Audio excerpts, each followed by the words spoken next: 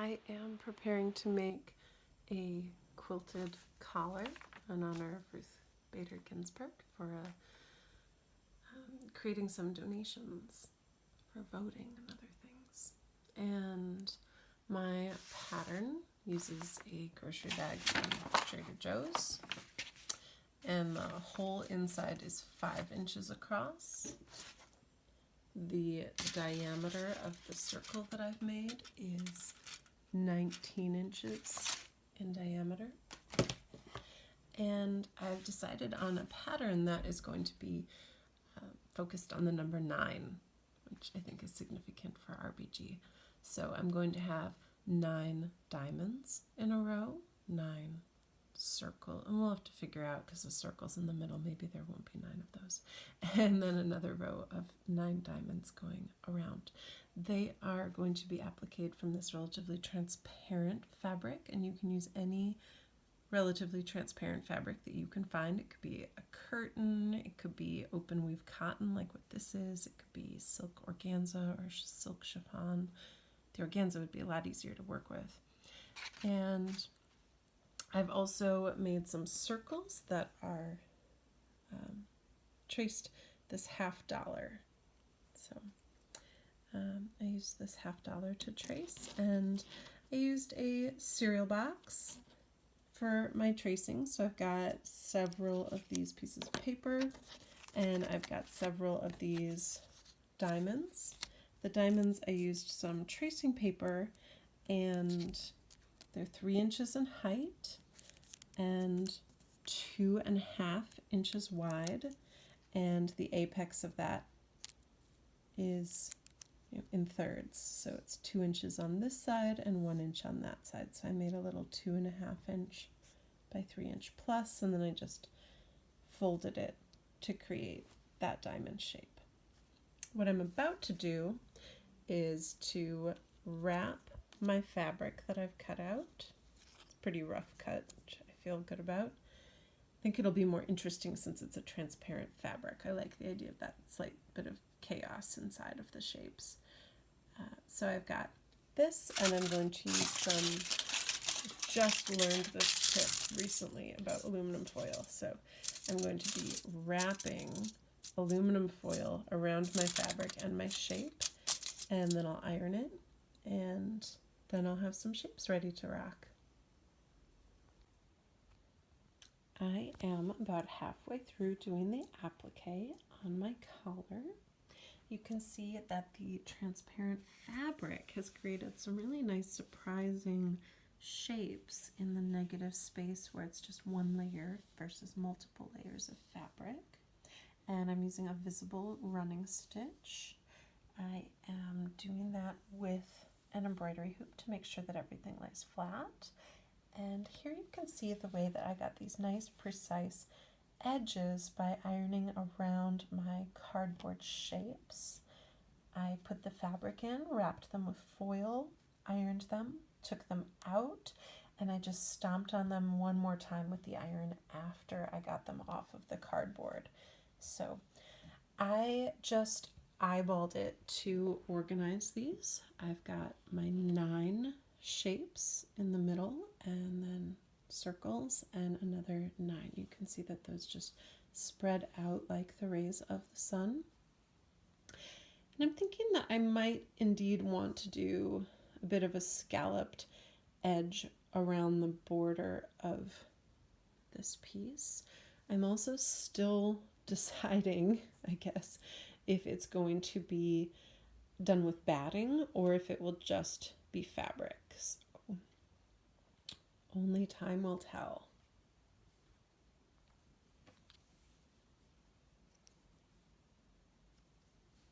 Just beginning with a quilter's knot. This is the way that I like to do my running stitch for this applique.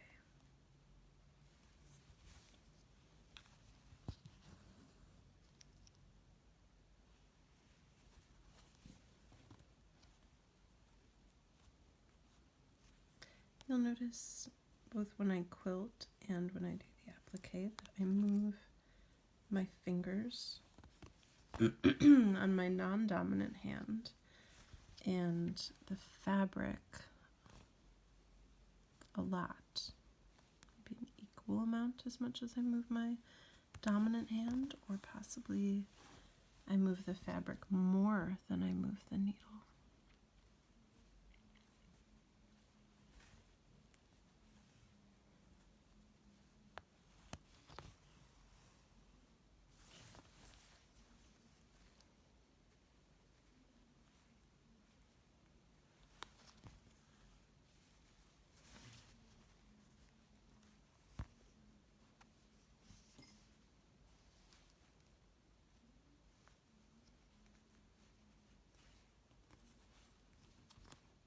Oops.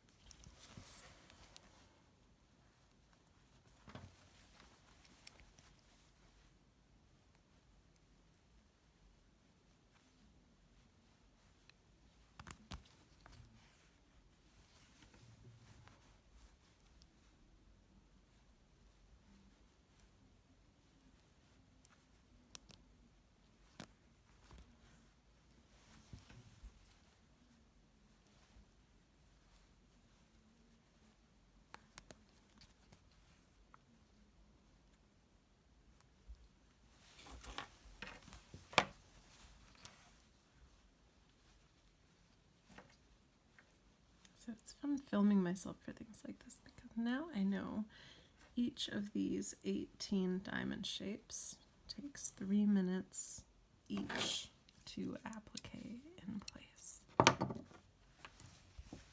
There you have it.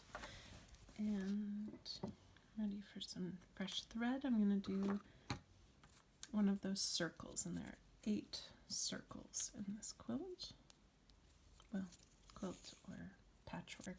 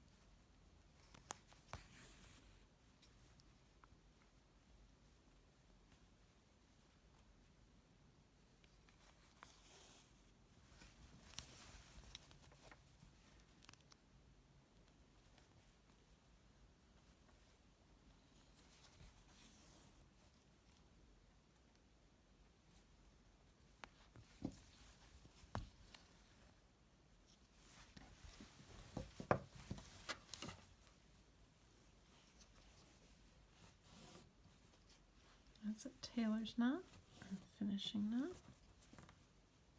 Usually do 2. Let me do just one more.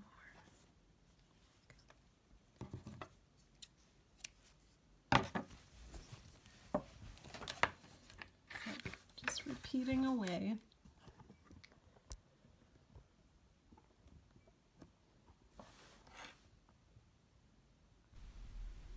This is a view of my workspace. You can see I have a big cozy chair that I can easily sit cross-legged at.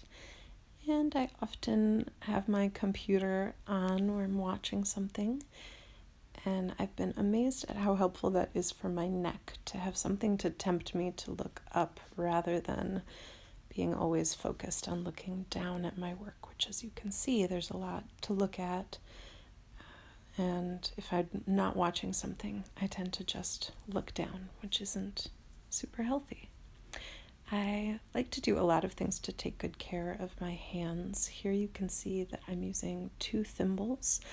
I like to push with the Clover Protect and Grip thimble. It's very soft around the edge of my hand.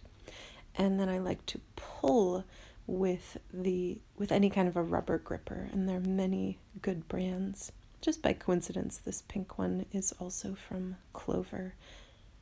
And I find it's really important to use a thimble. It's a lot like pushing with a hammer instead of trying to push something in, like pushing a nail into the wall with pliers. You can imagine how that's not ergonomically ideal. So, very happy to show this fast version where you can really get a sense of the flow of the work, what it feels like to enjoy sewing it. It's a great project to have in a go bag, to have everything safety pinned and then just be able to move that project around with you, do a little bit everywhere you go.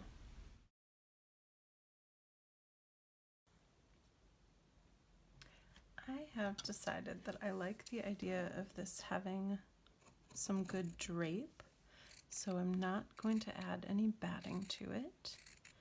And I'm just cutting into the slit here, and I'm going to go cutting around and just rolling the edge under by hand so that it doesn't end up frayed at all. And I think I'm going to go for slightly scallop. Well, I don't know. I keep thinking about that. Luckily, I get to start in the middle here, so I have a little more time while I'm doing this part of the work to decide if I want a scalloped edge or a more smooth circular edge.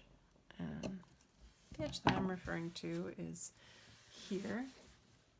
So do I want it to cut in, up and down, so that the border is sort of equal compared to the applique? Or you can see I've got this faint chalk line from when I used my template. And do I want to just cut it along that edge and smooth it under? It's only slightly more work to make it at an angle, so it really is about what I think would be aesthetically pleasing. And I'm picturing that this would be displayed on the wall with pins, like a soft round painting, or that it could on occasion be worn. And so I'm trying to think about if it would be more interesting with that angled silhouette or with a smooth silhouette. So we'll see. I'm going to start right here. I'm using my black thread. I like how the black thread looks on the white here, but I don't think I want to crisscross it by doing white stitches on the black edge. I think I want that to be a bit more smooth and invisible. So here again, I'm starting with my quilter's knot, and I may even use a couple of pins. And what I'm doing is I'm rolling that under, but I don't want that frayed part to show, so I'm going to roll it under again, and that way it will look nice and smooth on the back, not frayed. And I'll just do my little running stitch through there. So it'll be 3 layers of fabric total. That's not too bad to sew through. I certainly sew through a whole lot more layers than that when I bind a quilt. And when I get to the round part of the neck, I'm going to snip that in so that the neck can be the size that I originally planned, so that it could conceivably be worn. So I got all my layers in place. I'm going to bury my knot, so it's on the underside.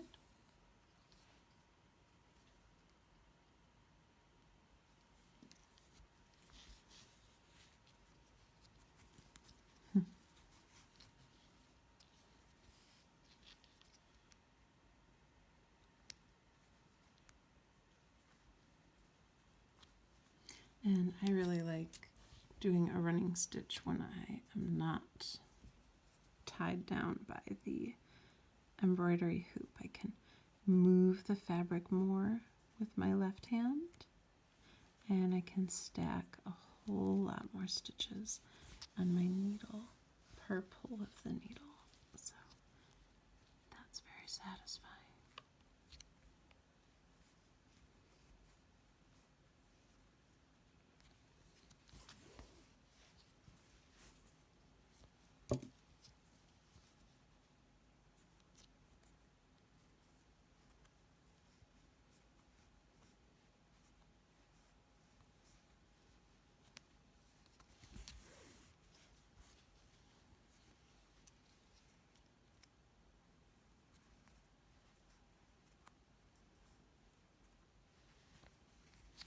All right.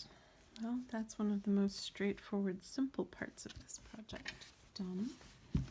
So here I can very faintly still see my chalk line, and I know that these are really right up against the edge in terms of where I want to fold that over.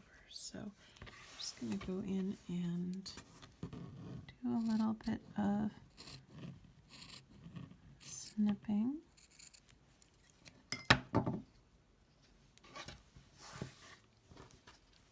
You can see that. And going to fold that under twice so that it doesn't fray.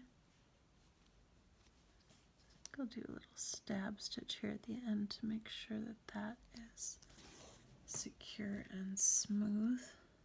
Stab stitch is just when you go through right all the way in one go and you're not stacking any stitches the way that you stack for a running stitch. So when I really want to be precise, I like to stab stitch. Okay, so I'm folding right on that edge and then folding again, and that should be enough that everything lays flat and smooth. That is one of the things that I frequently aim for, flat and smooth. And snip next few stitches here. It seems to be working well enough to commit to.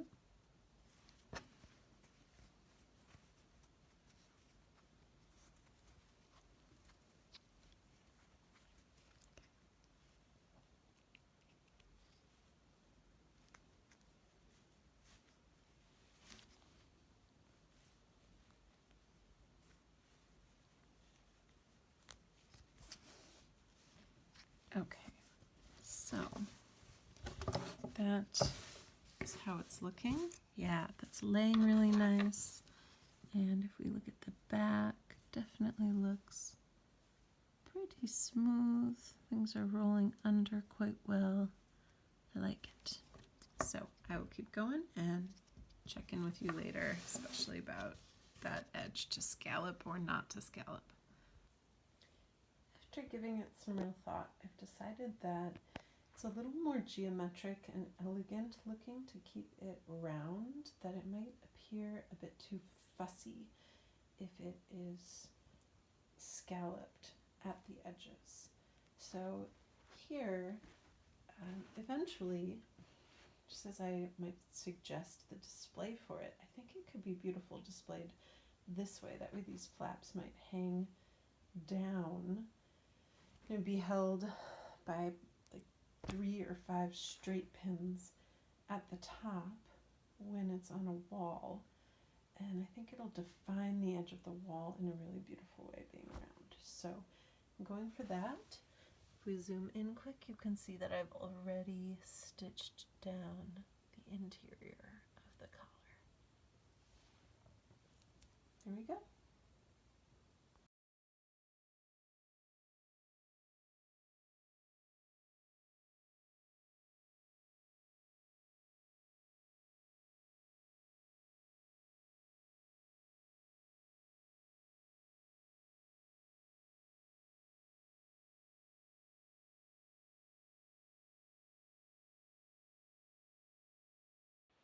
And here we are in my home with the collar on display. So together we'll take a closer look at it now that it's finished above the couch.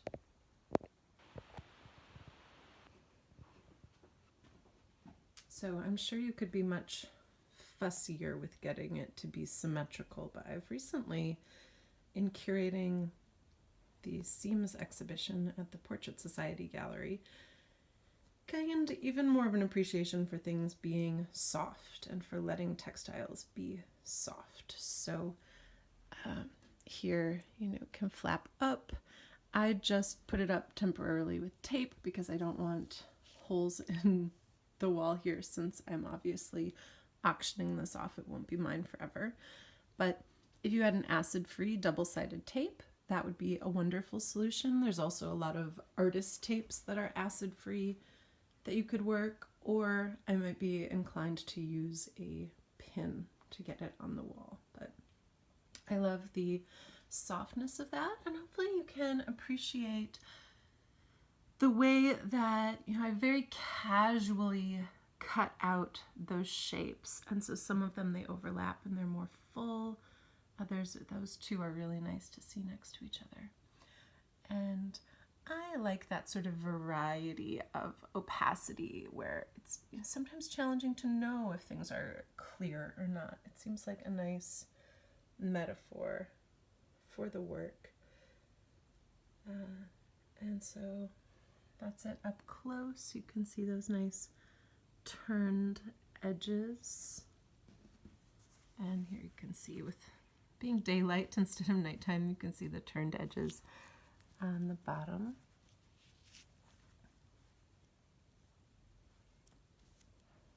And it's titled "When There Are Nine," famous line from Ruth Bader Ginsburg. Okay, thank you very much. If you enjoyed this pattern, especially if you want to try it yourself, it would be amazing if you donated to Textiles for MVP, or certainly you can bid on this item so long as it is before October 1st. And if it's after that date, which this will live on YouTube and Instagram for a long time, if you vote to, or if you donate to the Move On Project or any other project for supporting people being able to vote, or anything else that Ruth would have supported, to be honest, that would be lovely. So thank you so much. I hope that you enjoy the pattern.